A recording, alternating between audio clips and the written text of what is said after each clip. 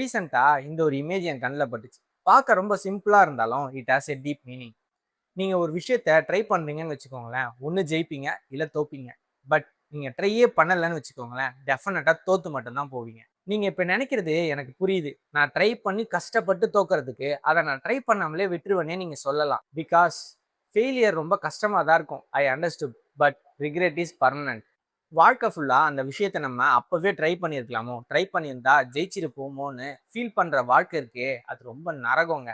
ரொம்ப நாளா ட்ரை பண்ணணும்னு நினைக்கிற விஷயத்த ட்ரை பண்ணிடுங்க. இறங்கி ஒரு கீப் பார்த்துடுங்க. அது எதுவா வேணா இருக்கலாம். யூடியூப் சேனலா இருக்கலாம், ஒரு பிசினஸா இருக்கலாம், ஏன் ஒரு ஒரு ஜாபோட இன்டர்வியூவா கூட இருக்கலாம். இப்போ உங்க கண்ணு முன்னாடி 2 ஆப்ஷன் இருக்கு. ஒன்னு ட்ரை பண்ணுவீங்க, இல்லைன்னா ட்ரை பண்ணாம உங்க கம்ஃபர்ட் ஜோன்ல அப்படியே இருப்பீங்க. ட்ரை பண்ணீங்கன்னா அட்லீஸ்ட் ஜெயிக்கிறதுக்கான வாய்ப்பாச்சும் இருக்கு. பட் ட்ரை பண்ணாம இருந்தீங்கன்னா தோக்கறதை தவிர வேற வாய்ப்பே கிடையாது. ஆனா நீங்க அதுக்கு ட்ரை பண்ணீங்களா இல்லையான்றது தான் matter. So just give you a try. Choice is yours. If you are smart, choose the right path that gives the chance. முடிஞ்சா உங்க ஃப்ரெண்ட்ஸுக்கும் இந்த வீடியோ ஷேர் பண்ணுங்க, அவங்களும் ட்ரை பண்ணட்டும். இந்த மாதிரி இன்ஃபர்மேட்டிவான வீடியோஸ் பார்க்க நம்ம ஐடியா ஃபாலோ பண்ணிக்கிங்க. அப்புறம் நாளைக்கு பார்க்கலாம்.